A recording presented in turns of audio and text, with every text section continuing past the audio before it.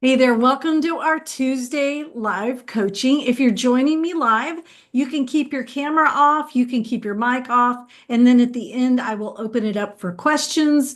You can always post stuff in the chat too.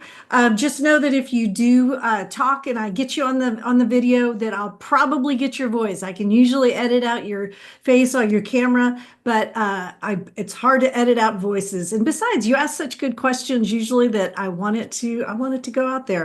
So we're recording live, and again, I'm Dr. Kate Walker. This is your Step It Up weekly group coaching. We do this every week at noon on Tuesday, and I hope it's during lunch hours. I think, if you get a lunch, if you don't have a lunch, you should take a lunch. That's self-care.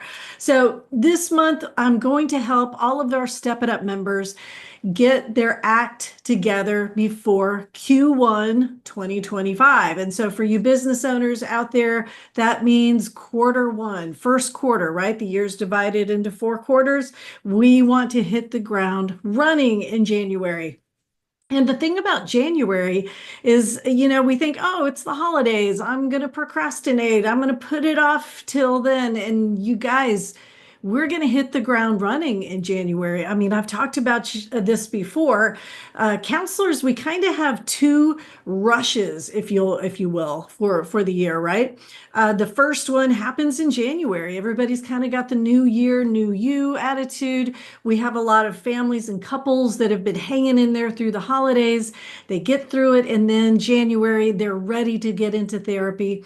Of course, our other rush tends to be September, right? During September, early October, those of us who see kids and families, we have folks that want to get in before the holidays. And then, of course, with the kiddos, that's usually around the first report card or that first note home. So yeah, don't put this off to Q1. Don't put this off to January. It's time to get this done now. So I'm going to start with money, right? Because money isn't everything, but when we worry about it, it tends to push everything aside, especially the good stuff, right? It's hard to see what's going well in our business if we're worried about money. And so the fiscal year for us is December 31st, and also for the US government. Now, there are other tax deadlines that you want to think about, but for those of you who are 1099 independent contractors, and those of you who hire 1099 independent contractors, you've got to have those 1099s ready to go out the very last day of January. For those of you who are early birds and you like to get those tax things done in January, you want to get all of that organized now. And I am going to talk about that more. That's coming up in let me just get it over here. I'm going to talk about taxes in detail November 19th. So in our Step It Up membership and our group coaching call, we're going to go over money and taxes in more detail on the 19th. So definitely think about taxes. Add that to your list right now. The other thing you need to add to your list of things to get in shape before Q1 is your paperwork. And you guys know I'm a rules junkie. I'm always going to the BHEC and the LPC and the LMFT board meetings. We just added a social work 40-hour supervisor training to the list of courses that Kate Walker Training offers. So now I'm looking into social work rules, at least in Texas. So understanding that we have had, I know of at least 3 updates this year alone. That's 2024. And actually, I looked back at my records. We had 3 updates in 2023 as well. So if you are not going back and looking at your paperwork and going through it with a fine-tooth comb, you could be missing things.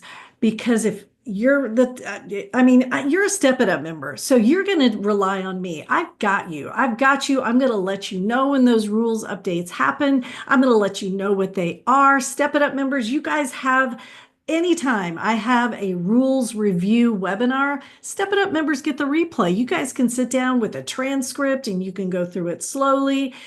You've got lots of resources so that you understand exactly which new rules are coming your way. So adding to that, your paperwork, right? So you got the rules review over here, you got your paperwork over here, and you're just highlighting and you're making changes. You're making sure that your paperwork is up to date for the new year. And we will go over that in detail November 26th. And I will use screen share on the 26th so you can see my paperwork and how I'm going to go through that as well. Now, you know what? I'm lying to you because you know what? I lied. November 26th, we're going to do something different. So I pushed the paperwork thing, course, training, coaching to December because I have a good reason. I got audited for my CEs. So I thought, oh, great. This is a wonderful opportunity to share this with everybody so you can see exactly how I go through and get my CEs together. So not exactly on everybody's checklist, but for you January birthdays, February birthdays, if your birthday falls in Q1, then yeah, we're going to throw this onto the checklist of things you need to get in order before the end of the year. So we'll push the paper. I promise we will do a training on the paperwork with screen share, all the things. But I am going to take you through November 26th, how I'm getting my CEs together for my audit. So you get to see how I do my self-studies and how I do my 50% and all of the things. And I do a lot of presentations. So those of you out there who do presentations, you get to see how to count that as well. So, all right. Let's talk about then. So we've got paperwork, check, money, check. We have the rules, check. So I'm going to save this last part for supervisors. All right. So supervisors, you know my clinical handbook, the Clinical Supervision Survival Guide just came out in June. And I talk about a lot of things that you need to keep track of. So if you are a supervisor, one of the things to understand, yeah, you're doing paperwork, taxes, CEs, all of the things for you, but then you have to also keep track of things for your supervisees. So it kind of doubles your work a little bit. Now, you don't need to micromanage them. You don't need to go through and micromanage all of, there was a question today in the Supervisor Coalition Facebook page. Somebody asked, and we get this question a lot, do I have to sign off on my supervisees' documentation, so the notes that they take in session? No, absolutely not. You do not. So there are lots of things that we help you to shove off of your plate, right? Not just add to. But with the Clinical Supervision Planner, and this is something that we're adding to the Step It Up membership in January. So this is going into your membership. So I'm going to walk you through some of the things just for supervisors that you need to make sure you've got on your checklist for Q4, because that's where we are. We're in Q4 to get ready for 2025. So make sure you have updated your supervisees' data. This is good for you too. Remember, it's in the rules. If you have data in the system that is outdated, so the wrong address, the wrong name, like if you got married and you changed your name, you are out of compliance with the rules. So add that to your checklist. Go into the BHEC website and go and log into where you can see your license. Update your name and your address. Remember, you can check a box where your private information stays private. So back in the day, they used to publicize our address. So we'd have our home address out there for the whole world to see. And you don't need to do that anymore. So if you're a supervisor, adding to the data, making sure you're updating your supervisee data. And with the supervision planner, it's so much easier to do that because for those of you who are supervisors, there's a whole page dedicated to your supervisee data. So making sure that you know the date that their license went live on the website, the date they began seeing clients, so it started accruing their direct hours, the malpractice insurance date expiration. A lot of supervisors don't think about that. But do you really want a supervisee who has let their malpractice insurance expire. In fact, add that to your checklist for Q1. Do you love your malpractice insurance? Y'all, there are a few companies out there that won't pay your legal fees until after whatever you're going through has been adjudicated. You could be out lots and lots of money. So maybe put that on your list for Q4 to shop around for some better malpractice insurance. All right, I already mentioned the address, making sure that you're going into the BHEC website, updating, making sure that that's all there. If you're a supervisor, do you have your supervisee's emergency contact information? What if you get a call from the site and you're like, they say, hey, your supervisee hasn't shown up for a week. Where are they? And you're like, I don't know. I haven't, I only have to see them 4 hours a month. They haven't been here the last 2 weeks. Do you have an emergency contact for your supervisee? Do you know their medical conditions? If they take a break of 1 month or longer, do you have a place to log that? Do you know their practice sites? Have you visited their practice sites?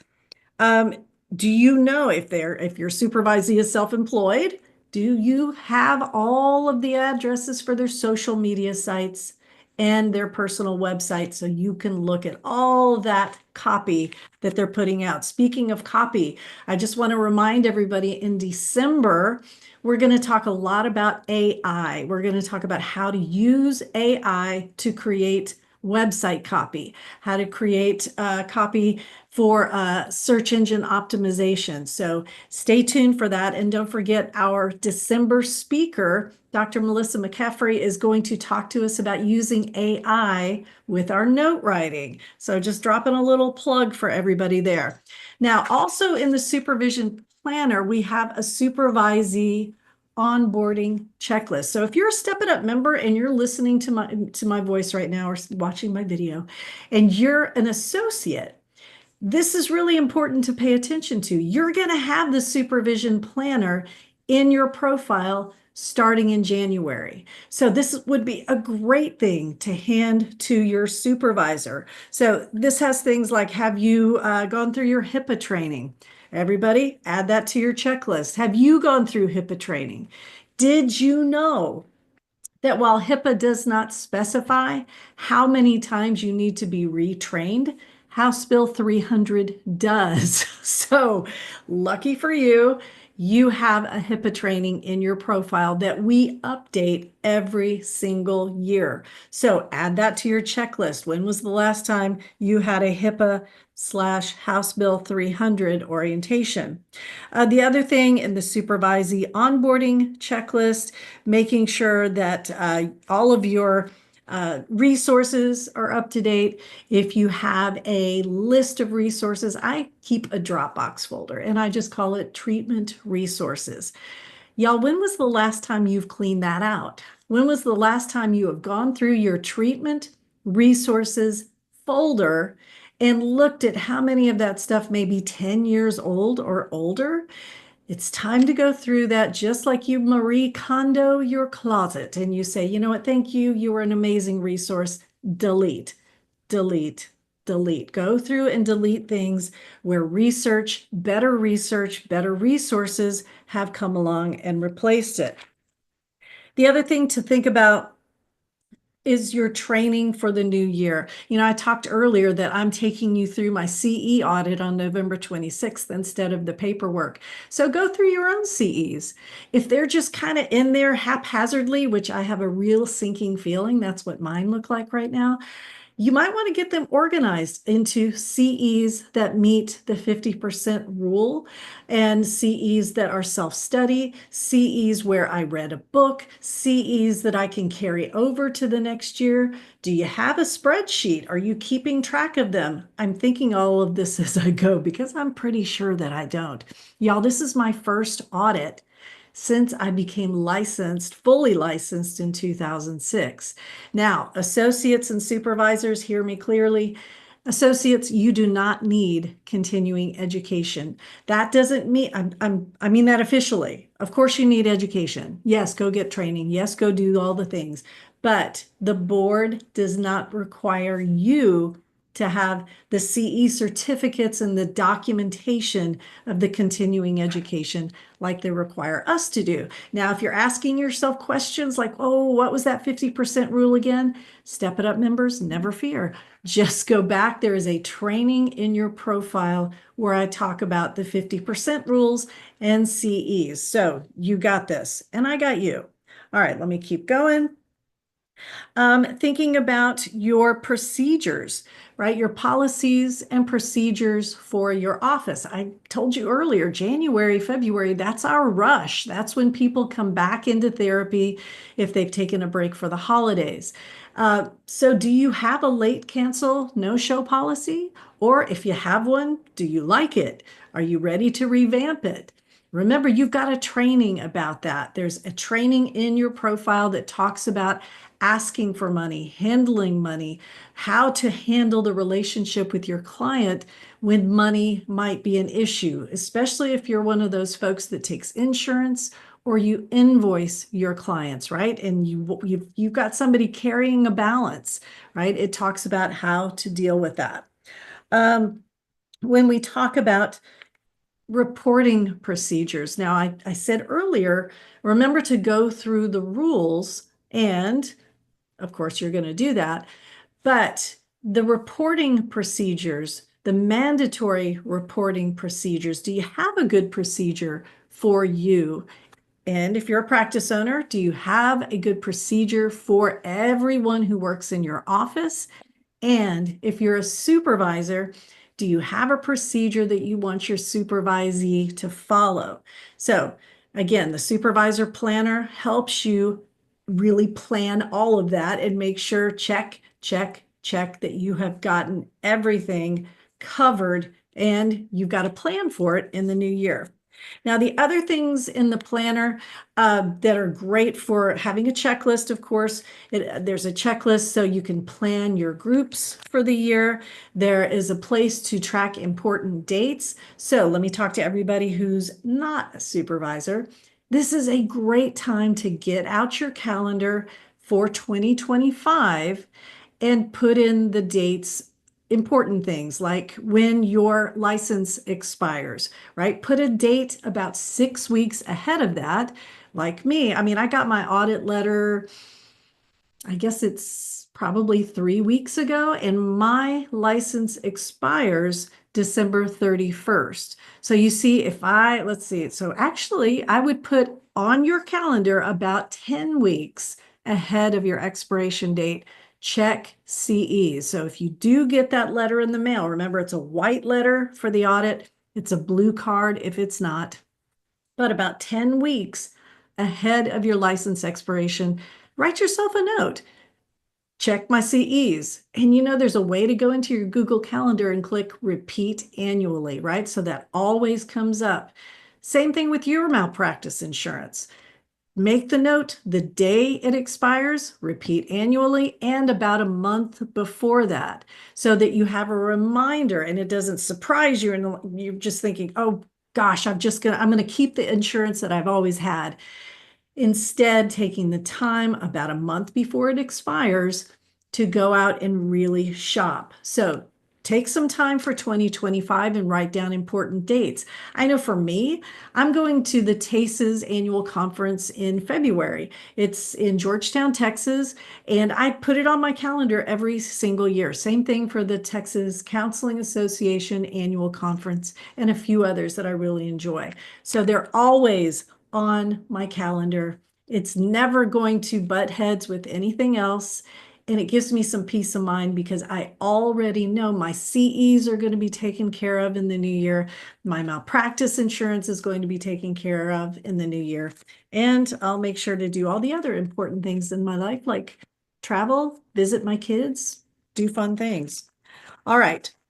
So the rest of the supervision planner is devoted to a 12-month calendar. Now, I am not a paper person, but I know a lot of you are. So if you need a paper thing, supervision planner will be awesome.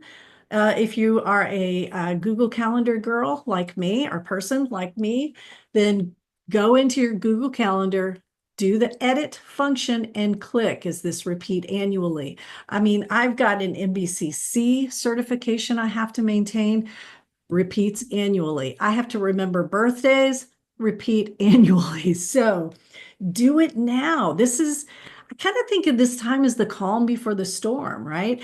I mean, Thanksgiving starts in a couple of weeks, all the prep for that. And then after that, we have a big holiday season. So if you are entering a holiday season, if that applies to you or not, right? It's still going to affect your practice. So a lot of things can happen in December, everything from your income going down and you've got lots of time on your hands to feeling the crunch financially, right? And starting to get stressed yourself. So take some time today or when you hear this episode, take some time and just make a list, make a checklist of all the things you need to do and hit pause, go back and listen to this from the beginning and speed it up, slow it down, do what you have to do, because I know I've thrown a lot at you, but it'll start your gears turning as well, right? When you hear somebody else talk about their to-do list, at first it could be super overwhelming. But then once you kind of take some deep breaths and do what Jennifer Rosado taught us last week in her amazing presentation about integrating polyvagal counseling. Oh my gosh, it was wonderful. So do some deep breathing and get your own calendar together. All right, I'm going to stop the recording and open it up for questions.